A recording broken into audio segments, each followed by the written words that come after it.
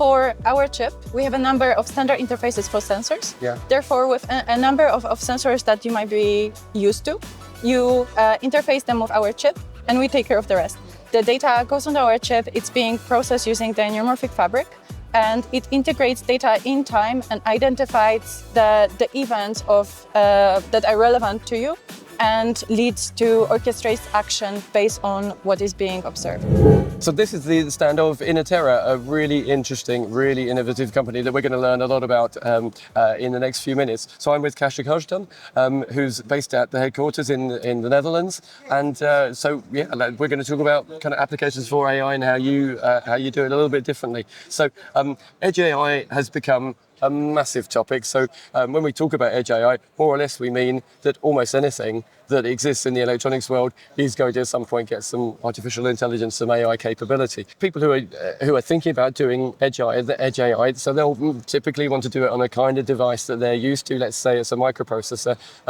So you're proposing a way to do that really rather differently, aren't you?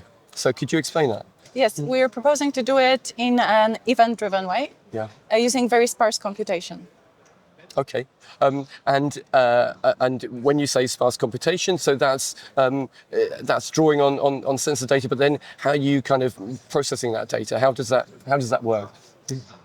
For our chip, we have a number of standard interfaces for sensors. Yeah. Therefore, with a number of sensors that you might be used to, you interface them with our chip, and we take care of the rest.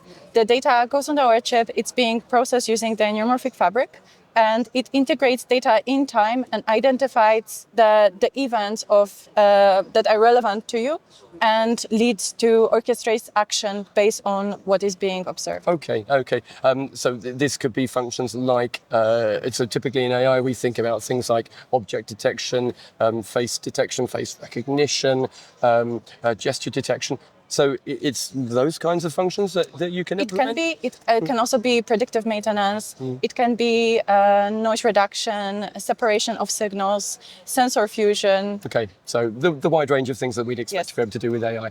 And this is a technology concept that is implemented in mixed signal silicon. So it's a chip that's also got, I think, a whole bunch of other functions integrated in it as well, so you can provide kind of control and interfacing functions as well. Yes, so the heart of the system is this mixed signal neuromorphic fabric, where this spatiotemporal signal processing takes place. But to enable the user implementation of end-to-end real-world application, we also provide all the peripherals, sensor interfaces, memory, DMA. So we can think about it as a system on chip. It is a system on chip. Yeah, absolutely. Okay. And so you've got this new novel technology, as you say, sparse event detection. So that sort of implies that there's less processing activity going on. What does that mean in terms of the application? I think it has some real benefits in terms of power and speed, does it not? I wouldn't say there is less pre-processing activity happening. I would say that pre-processing activity happens when there is something to process, when you are not processing noise, when you're processing information. Event-driven. Okay, yes. Yeah, absolutely. But so so from the point of view of the engineer who's designing a system, they've got a power budget, they've got a timing budget. How does your use of your product kind of make a difference for them? The applications are extremely low power. So for the demos that we will talk about later, we're talking about milliwatt power envelope for end-to-end application. In a lot of cases, power optimization happens through heavy-duty cycling. In our case, we realize very low power envelope with really low latency at the same time. Okay, all right. And can you sort of put some numbers on that for us? Because if it's sort of like 20% better, 50% better, then maybe that's not so interesting for people. But the improvement is I think a much bigger scale than that. It obviously depends on your application. Of course. It will be probably order of magnitude different. It's something that allows you to run your applications from battery. Okay, so maybe an order of magnitude lower power consumption in an application, and in terms of latency, in terms of inferencing speed, then similarly an order of magnitude kind of faster than what people will be used to with, say, a microprocessor? It can be optimized to the extent that you're interested in.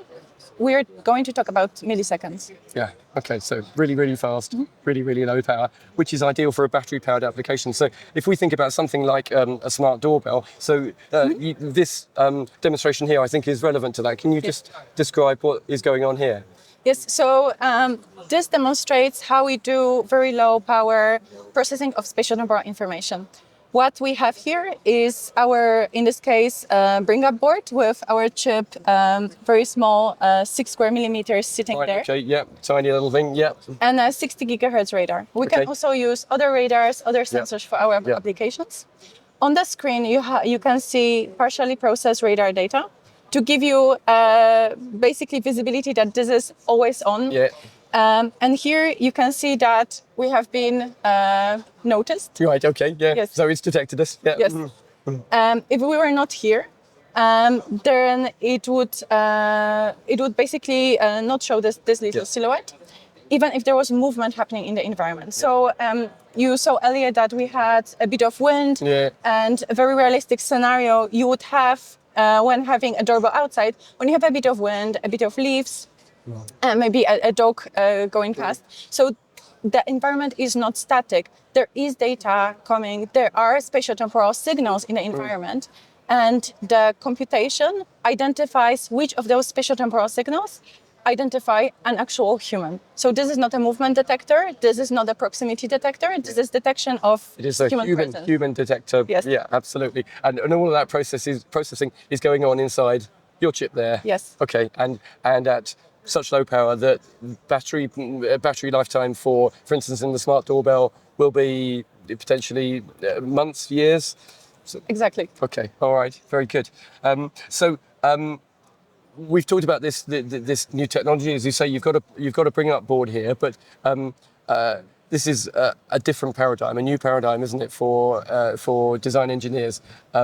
If they are used to dealing with a microcontroller or a microprocessor, even an FPGA, they have an established processing method and set of development tools and a development framework and so on.